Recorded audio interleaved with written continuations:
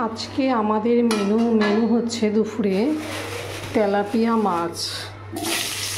মাছের ঝোল আলু দিয়ে আর হচ্ছে কমলির শাক। এখানে আমি তেলাপিয়া মাছগুলো ভেজে নিয়েছি, এবার আমি আলুটা ভেজে নিচ্ছি। এখানে আমি তেলাপিয়া মাছের আলুটা একটু ভেজে নিচ্ছি, লবণ আর হলুদ দিয়েছি। মাছের আলু ভাজার সময় যদি একটু লবণ হলুদ দেওয়া হয় তাহলে আলুটা খেতে টেস্ট লাগে, লবণ হলুদ দিয়ে ভেজে নিলে। তো তেলাপিয়া মাছের আলুটা ভেজে নিচ্ছি।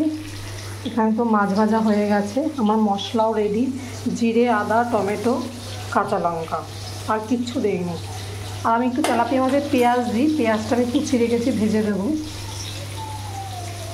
আর আজকে আর শাক, এটা হচ্ছে কমলি শাকটা ভাজা হয়ে গেছে। তো এবার মাছের ঝোলটা করে নিই। একটু কড়াইতে জিরে ফোড়ন দিয়ে দিলাম। আলুটা এখানে লাল লাল করে ভাজা হয়ে গেছে, জিরেটা একটু লাল লাল হোক। এবার আমি এখানে পেঁয়াজটা দিয়ে দিলাম, একটু পেঁয়াজ দেবো তেলাপিয়া মাছের ঝোলে। অনেকে পেঁয়াজ ছাড়া খায়, আমি একটু পেঁয়াজ দিই। আমি একটু রান্না আবার একটু অন্যরকম করি, কোনো সময় পেঁয়াজ ছাড়াও করি, কোনো সময় পেঁয়াজ দিয়েও করি। একটু লবণ দিয়ে দেবো পেঁয়াজটা নরম হওয়ার জন্য। পেঁয়াজটা একটু ভাজা ভাজা হোক, তারপর মশলাটা দেবো। আর এদিকে হচ্ছে আমার তালের ক্ষীরের মধ্যে ঠাকুরের বাতাসা ছিল, বাতাসাগুলো দিয়ে দিয়েছি, দুধ দিয়ে দিয়েছি। তো যাই হোক, তালের ক্ষীর হচ্ছে এখানে। তালটা অনেক দিন আগেই ছানা ছিল, বড়া করে খেয়েছি, এটা ফ্রিজে ছিল। তো তালটা বসিয়ে দিয়েছি দুধ দিয়ে জল দিয়ে। আর এই যে নারকেলটা আমি এখন কোড়াবো, এই ক্ষীরের মধ্যে দেব।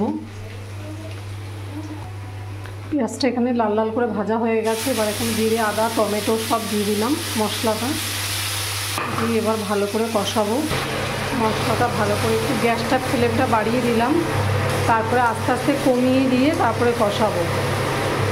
বাটিতে একটু মশলা আছে, একটু জল দিয়ে দেবো এর ভেতর। দেখো মশলার থেকে প্রায় তেল ছেড়ে দিয়েছে। এবার আমি এখানে আলুগুলো দেবো, আলুগুলো দিয়ে ভালো করে কষিয়ে নেব।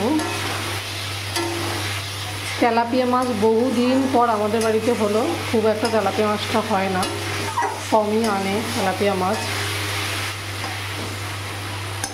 এবার গ্যাসের ফ্লেমটা একটু কমিয়ে দিই, আস্তে আস্তে হতে থাক। দেখো এখানে মশলা কষানো কমপ্লিট, এবার এখানে আমি জল দিয়ে দেবো।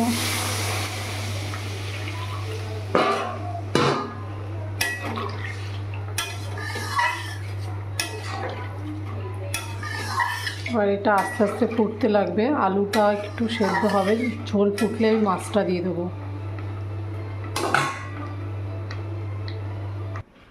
তো দেখো আমার তেলাপিয়া মাছের ঝোল রেডি। সবাই জানিও তোমরাও কীভাবে করো আর কেমন হয়েছে কমেন্টে।